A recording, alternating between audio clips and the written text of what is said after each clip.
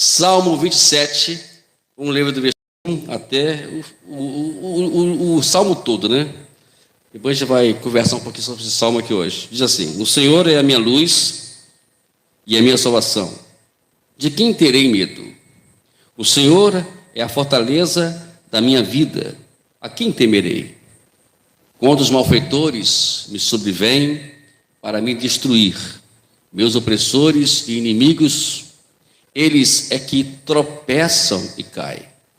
Ainda que um exército se acampe contra mim, não se atemorizará o meu coração, e se estourará contra mim a guerra, ainda assim terei confiança. Uma coisa peço ao Senhor e a buscarei, que eu possa morar na casa do Senhor todos os dias da minha vida, para contemplar a beleza do Senhor e meditar no seu santo templo. Pois no dia da adversidade ele me ocultará no seu abrigo, no interior do seu tabernáculo me acolherá. Ele me porá no alto de uma rocha. Agora será exaltado a minha cabeça acima dos inimigos que me cercam. No teu tabernáculo oferecerei sacrifício de júbilo. Cantarei e salmodiarei ao Senhor. Ouve, Senhor, a minha voz. Eu clamo, tem compaixão de mim e responde-me. Ao meu coração me socorre. Busquem a minha presença. E buscarei, pois, o Senhor, a tua presença. Não me esconda, Senhor, da tua face. Não rejeites com ira o teu servo. Tu és o meu auxílio. Não me deixes e nem me abandones, ó Deus da minha salvação. Porque se o meu pai e a minha mãe me abandonarem, o Senhor me acolherá.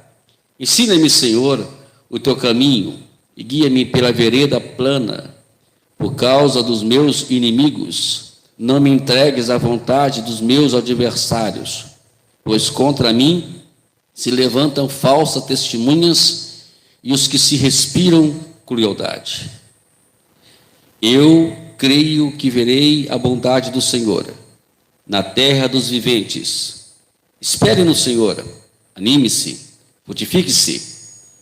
O seu coração espere, pois, no Senhor. Amém? Esse salmo, é um tipo daqueles salmos que você tem que ler ele constantemente, né? Principalmente na hora da adversidade. Tem que ler esse salmo. Porque esse salmo, ele tem algumas coisas que tem muito a nos ensinar. E quem escreveu esse salmo, nada mais do que menos, né, que foi Davi. Um homem que, segundo a Bíblia, era segundo o coração, Deus mesmo testemunhou isso, que era segundo o coração de Deus. Alguém podia fazer uma pergunta: como é que você pode nos dar uma referência, falar com Deus, né? Deus, de alguém que tenha seja um perfil seu. Alguém diz assim: olha para Davi. Davi tem todo o perfil de alguém que tem o meu coração. E se nós formos estudar, eu como já estudei muito a vida de Davi e constantemente tem um bom tempo que eu não leio sobre a vida de Davi, mas do que eu já estudei na vida de Davi, eu pude presenciar, né, nos relatos bíblicos, o quanto esse homem realmente tem tudo aquilo que Deus realmente testemunhou a respeito dele. Ele nasce numa vila muito, muito pobre, filho de um homem que tinha 8 filhos, né? E ele era o menor de todos e menosprezado entre todos, porque era franzindo, era uma pessoa que não tinha um porte, né? Parecia assim, nós, né, Silva, né, que não tem porte de lutador, porte de homem forte, né? E, na verdade, Deus olha para aquele menininho que, segundo, né, os relatos dos estudiosos, fala que ele tinha os seus 1,60 m e pouco de altura, era muito franzindo, né? E é uma pessoa que, à vista humana, ele era exatamente aquilo que nós, seres humanos, nunca escolheria para fazer parte do nosso exército, né? Não fazia parte disso. E ele é escolhido entre todos os seus irmãos, entre os grandes homens, né, que eram seus irmãos, que tinham um porte de homens guerreiros, ou porte de homens que poderia, à vista humana, né, naquela ótica humana, poderia ser esses homens, esse homem que poderia ser o grande rei de Israel, ou o substituto de Saul. Mas aí passa um, passa outro, vai passando, e Deus disse não, não, não. E aí Samuel disse, olha, tem mais filho por aí, porque até agora eu estou aqui sem resposta de Deus. Aí eles declaram que existia esse rapazinho, né? Rapazinho que estava pastoreando umas ovelhas, e pastor naquela época, irmão, ser pastor naquela época, né, era uma profissão muito insignificante. Vamos dizer de uma profissão insignificante, pastor de ovelha, né? Pastor de ovelha. E aí ele chama ele, quando ele adentra a casa de Jessé, Deus disse a ele: esse é segundo o meu coração, esse será o rei de Israel, será a minha referência. E mais tarde, né, podemos ver isso, que Jesus veio justamente dali, do trono de Davi, do reinado de Davi. A referência do nosso Salvador veio justamente disso. Mas esse homem passou por várias situações adversas. O fato de receber a unção ali na sua casa não significou que ele teria paz na vida dele. Ao contrário, a partir dali, ele começa a enfrentar um caminhão de dificuldades, um caminhão de lutas. Muitos anos atrás, eu estava perguntando à igreja, eu estava pregando até justamente sobre isso, né? Entrou a igreja, disse, olha, após a unção, só pode esperar provação. Até rimou, né? Eu estou um pouco meio poético hoje, né? Eu estou um poeta hoje, né? Após a unção, vem depois a provação. Irmãos, é inevitável. Não existe outra coisa após a unção que você não receba a aprovação, né? Eu falo isso com muita propriedade. E vi muitas pessoas após. Eu conheço uma irmã que nós um dia ordenamos ela ao ministério da igreja. Ela chegou para mim no meu gabinete e disse: pastor, não estou mais aguentando mais, eu vou largar esse negócio. Eu disse, olha, o meu papel é ouvir a voz de Deus e dar e ordenar. O fato agora de você querer largar ou entregar o seu cargo ministerial já não compete a mim. Você vai ter que decidir isso com Deus, não é comigo mais. Aí ela pensou bem, né? Mas depois eu fui detalhista. Olha, tem um detalhe, existem consequências disso também, né? Lembra? Eu sempre gosto de falar assim, lembra de Jonas? Só fala lembra de Jonas, só fala assim, lembrar de Jonas, a pessoa já estremece toda, né? E aí, graças a Deus, essa pessoa prosseguiu. Esse salmo aqui, ele descreve exatamente a vida de Davi, do que Davi, ele via em Deus. A primeira coisa que ele fala aqui, o Senhor é minha luz, é minha salvação, a quem terei medo? Se Ele é minha luz, se Ele é minha salvação, eu não tenho que temer a ninguém. E ele fala, o Senhor minha fortaleza, é a minha vida, a quem temerei? Eu não tenho que temer a ninguém. E ele descreve aqui ainda mais, olha, quando os malfeitores me sobrevêm para me destruir, isso não falta ninguém, e meus opressores e meus inimigos, eles é que vão tropeçar e cair. Mas não é você também, está ali. Quando você prega isso, tem algumas pessoas que gostam muito, sabe, de dizer assim, viu aí, agora eles vão cair. Não é dessa forma, calma. O fato de você estar orando, em comunhão com Deus, que pense as pessoas lá fora, o que queiram cogitar coisas contra você lá fora, não vai vir sobre você. Eu sempre falo lá em casa, né, que às vezes eu tenho que sempre lembrar isso lá em casa. Olha, não existe nada de mal que possa vir sobre o povo de Deus sem que Ele permita. Não existe isso, irmãos. Não temos que temer ao mundo, né? Jesus deixou isso bem claro: não tema um homem que só pode matar o corpo, mas tema aquele que não somente mata o corpo, como também leva a alma para o inferno. É esse que temos que temer. É esse que é o nosso Deus. É esse que você tem que estar debaixo da graça dele, do poder dele. E aqui ele fala: eu não tenho que não tomei nada me preocupar com isso. Me lembro de uma passagem bíblica, né? A gente também faz tempo que a gente não comenta sobre ela.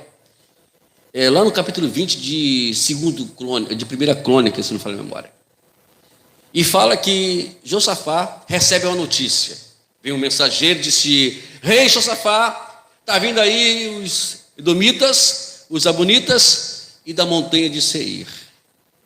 3 nações contra você. Josafá entrou em pânico, porque 3 contra 1, amados. E aí ele ora a Deus. A oração de Josafá, ela é fundamental para poder resolver o problema.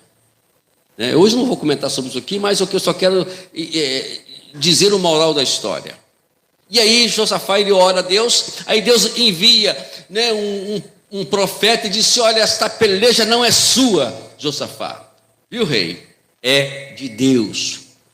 Josafá, o que ele faz? Que nós temos, é um ensinamento, é uma lição para a gente, né, que a gente deve aprender. E Davi ensina isso aqui também, aqui nesse salmo. Ele fala, ele pega os levitas, né, e começa a adorar ao Senhor.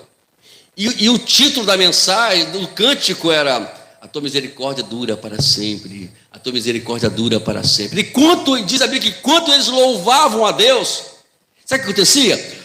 As 3 nações estavam brigando entre si, e elas se mataram entre si, sem sobrar um para contar a história. Josafá não precisou medir uma vírgula, 1 centímetro, um soldado, para poder receber aquela vitória. Então Davi aprendeu isso tudo, né? Davi aprendeu que Deus é o Deus da providência para ele. Ele fala: ainda que um exército se acampe contra mim, não se atemorizará o meu coração. Eu vou ficar tranquilo, que levante contra quem quiser contra mim.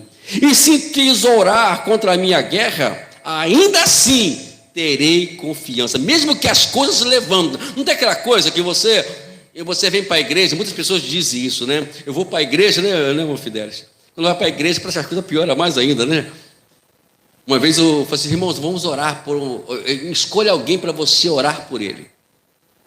Aí eu falei assim: só que eu vou avisar uma coisa para você aqui, para vocês não ficarem aqui, sabe, dizer que ninguém avisou para vocês. Quando você começar a orar por essa pessoa, eu acredito, e isso é prova do nossa caminhada cristã, essa pessoa vai piorar. Se ela é maluca, ela vai ficar mais doida ainda. Não se preocupe. Isso é um bom sinal. Que sinal, pastor? Bom sinal. É sinal que os demônios estão se manifestando para sair, né? Então é assim que funcionam as coisas. Tem pessoas que desistem muito fácil antes de você tomar posse de alguma coisa. E Davi tinha essa consciência. Disse: não, por mais que levante o exército, pode levantar quem quiser, pode levantar o mundo todo contra mim, e mesmo assim eu vou continuar confiando no poder de Deus sobre a minha vida. E ele, aqui a partir do versículo 4, ele expressa a sua adoração. Olha o que Davi está dizendo aqui no versículo 4: uma coisa peço ao Senhor, e a buscarei, que eu possa morar na casa do Senhor todos os dias da minha vida, para contemplar a beleza do Senhor e meditar no seu templo. Que eu possa fazer isso, Senhor. Uma coisa eu vou te pedir: que eu não saia da sua casa. Aí me faz lembrar que Davi vai na casa de Abinadab, pega a arca que estava lá há alguns anos, que Saul estava se lixando se a arca estava na casa, não sabia nem da casa de onde estava, não estava nem aí, se portando com a arca, e a arca representava a presença de Deus. E quando Davi assume o reinado, a primeira coisa que Davi faz é pegar a arca e levar ela para Jerusalém, para o lugar aonde tem que estar. Quando a gente tem essa preocupação de estar sempre na presença de Deus, é muito importante. Porque ver alguém, né, como é que se julga alguém? É claro que nós não vamos fazer isso, que não temos condições para fazer isso. Mas como é que Deus julga alguém, se é adorador ou não? É quando ele ama a casa de Deus, quando ele tem prazer em estar juntamente com os seus irmãos. Quando a pessoa vai para a igreja com insatisfação, ou vai para a igreja para reclamar do culto, porque na verdade o culto é ruim, não é porque o cantor cantou mal. O culto é ruim, não é porque o pregador cantou mal, é porque a pessoa não está em comunhão com Deus. Porque quando existe comunhão, independente que canta, pode ser quem for, né? É claro que hoje aqui estamos 2 mestres aqui cantando, então não tem esse problema, né? Quando você tem 2 pessoas que conhecem o assunto, não tem problema. Mas pior é quando você pega alguém, quando não conhece o assunto direito, e começa a cantar todo fora de sintonia, e mesmo assim a pessoa adora ao Senhor. Então, mas por que Davi tanto ele priorizava isso na vida dele? Tanto ele orava para poder estar ali? Porque ele responde aqui no versículo 5: pois no dia da adversidade ele me ocultará do seu abrigo, no interior do tabernáculo me acolherá, e ele porá no alto de uma rocha. Gente, uma coisa que é bem claro isso para todos nós. Jesus até nos esclareceu isso, né? Enquanto estivermos neste mundo, nós vamos passar por adversidades. As aflições, as provações, elas são inevitáveis. Não tem como nós não passarmos. Não existe essa história. É inevitável. Por isso que nós temos sempre que estar em comunhão uns com os outros. E principalmente, sobretudo, estar em comunhão com Deus. Porque quando estamos em comunhão com Deus, quando nós enfrentarmos a adversidade, a gente vai saber lidar com elas. Qual a diferença de uma pessoa para outra contra uma adversidade? É quando ela, o que ela priorizou na sua vida, no seu coração. E aqui, Davi tinha essa consciência. Davi, irmãos, se nós fôssemos olhar, estudar, um dia se você puder faça isso, a vida de Davi, você vai ver que Davi passou na vida dele. Não foi coisa fácil, não. Davi passou pelo vale da morte. Salmo 23 foi escrito também por Davi também. O Senhor é meu pastor e nada me faltará. Então vejamos que as adversidades, como ela é inevitável, nós precisamos nos voltar para Deus de forma contínua. E o maior anseio de Davi é exatamente esse: é estar na casa do Senhor. O Salmo 121, o Salmo 121 ou 120, né, parece que fala, né? Alegrei-me quando me disseram, vamos à casa do Senhor. Alguém chegou para o salmista e falou assim: olha, hoje nós vamos para a casa do Senhor, então eu estou alegre, porque eu estou indo para a casa do Senhor.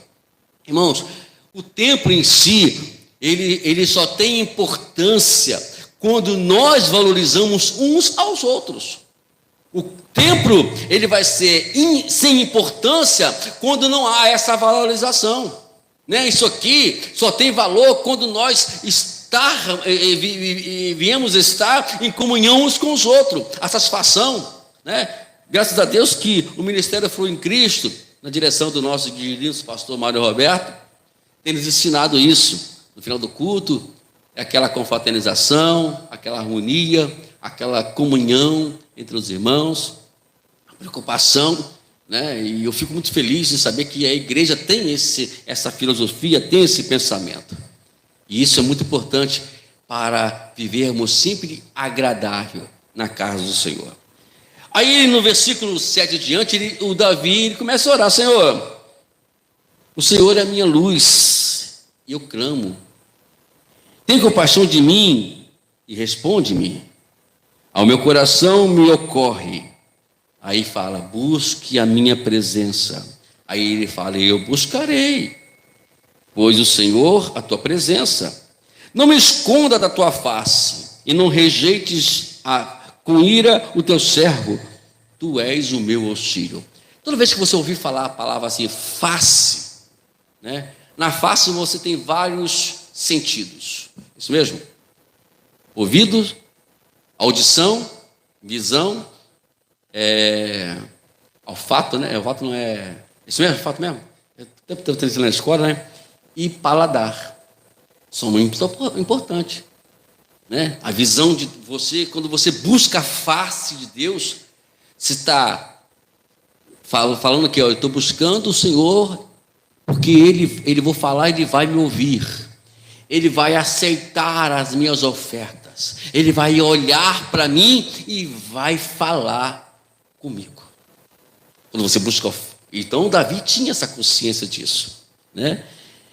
E aí, no versículo 11, ele começa a entrar para o caminho pedagógico da vida. Ensina-me, Senhor, o teu caminho.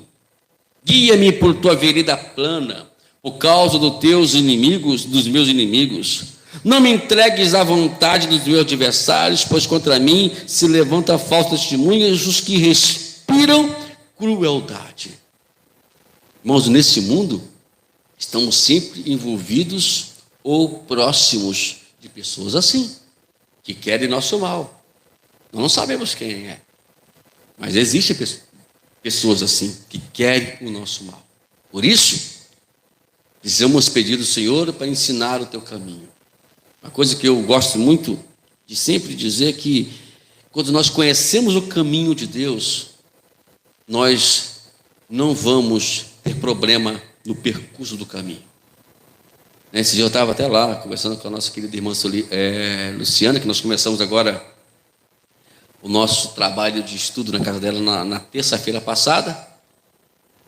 E você vai observar por que existem as placas sinalizadoras nas estradas. Elas não estão ali para enfeite, né? Se ela colocou 80 quilômetros, por favor, obedeça lá, viu, seu Nilo? O senhor gosta muito de pisar o pé, né? Me contaram aí. Né? 80 quilômetros, 80 quilômetros. Né?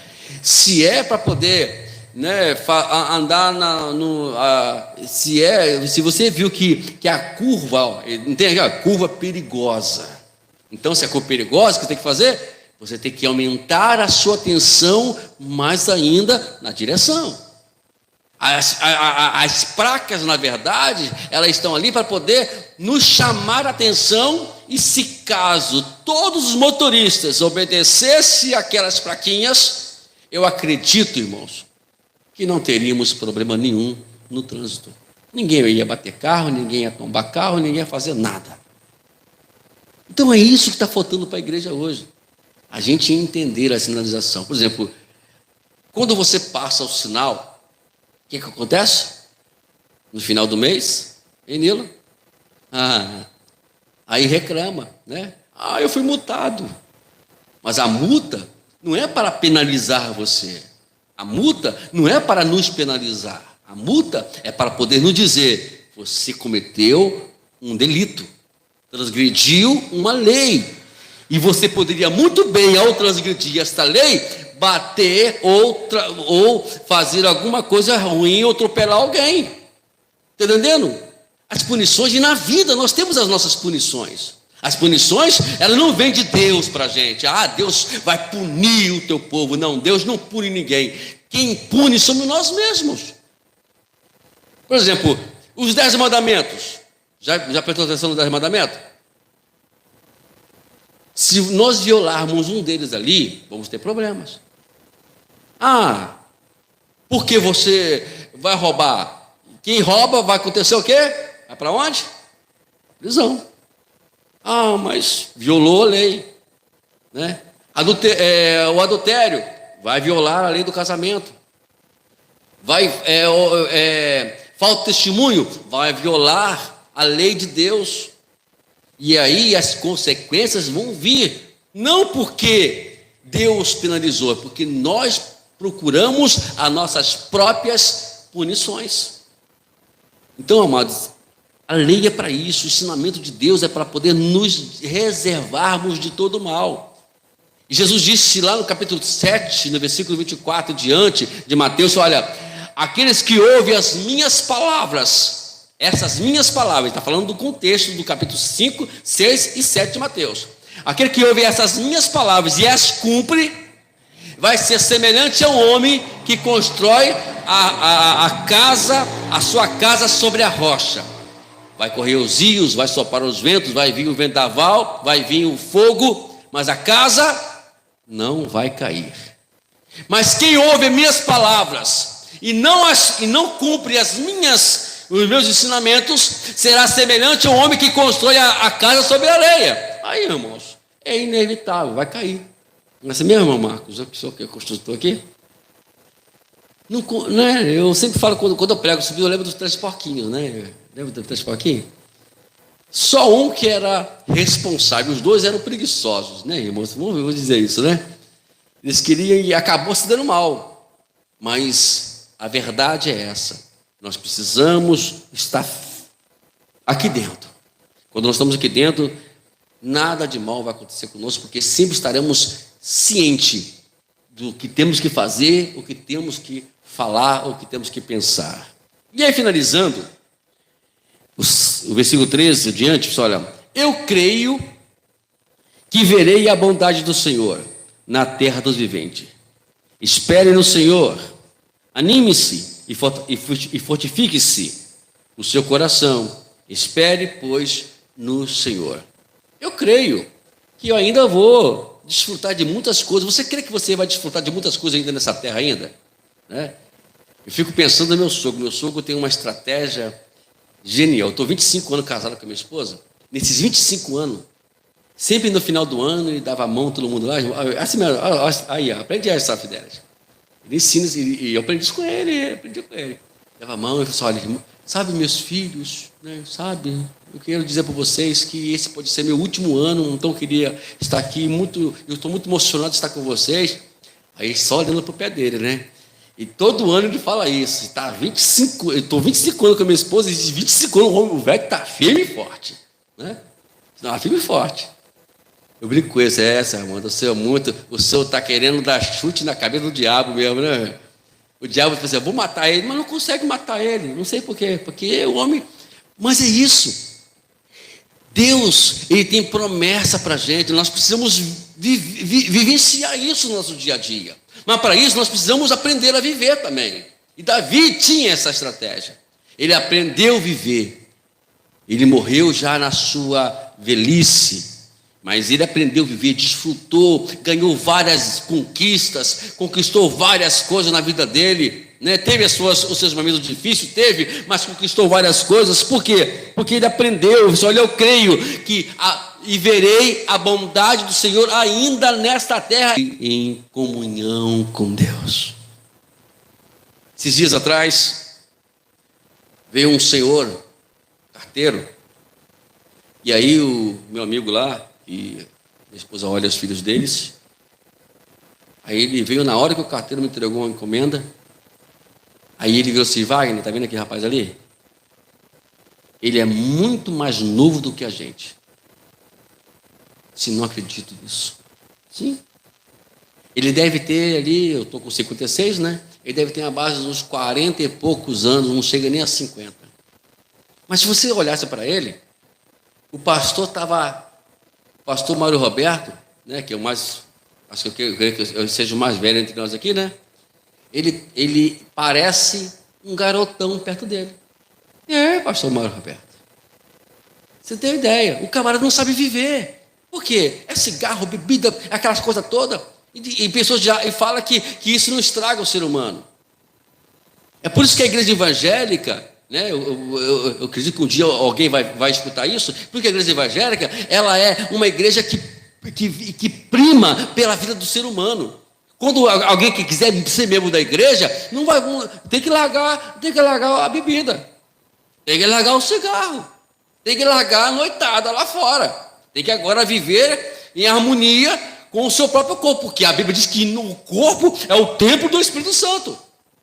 Por isso que a igreja evangélica, a nossa igreja, Ela é uma igreja que prima pela vida das pessoas, enquanto as outras religiões lá fora não está nem, está se lixando que os seus adeptos ou aqueles que são membros fumam ou bebem ou querem fazer o que quiser. Aqui não, aqui quer membrar a igreja, quer batizar, né, pastor Marco Roberto? Tem que largar tudo isso aí.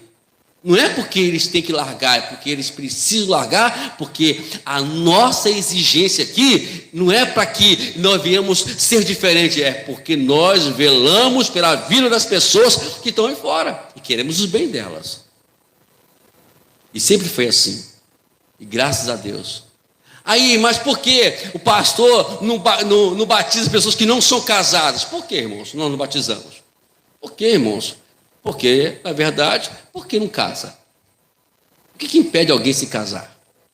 Não é verdade?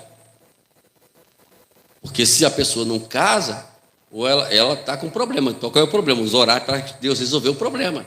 E lá, no nosso ministério, nós estávamos dirigindo um ponto, nós casamos muitas pessoas. Tem pessoas já até com a idade meio avançadinha, mas casamos. Não, vai casar. Aqui tem que casar. Se não casar, não vai tomar um banho de rio, não. Né? Vai ter que casar. Tem que casar, né, pastor Beto? Mano Beto? Tem que casar, né? Senão não dá certo. Entendeu? Então é isso, irmãos.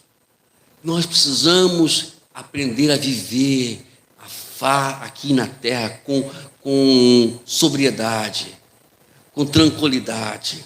E ele finaliza: espere no Senhor, anime-se e fortifique-se o seu coração. O coração, ele é a fonte de tudo. O coração, ele é a sede da emoção, do pensamento e da vontade. Quando você entrega a sua emoção a Deus, quando você entrega os seus pensamentos a Deus, quando você entrega a sua vontade a Deus, o seu coração está guardado pelo Senhor. Amém? Glória a Deus por isso. Deus nos abençoe a cada dia.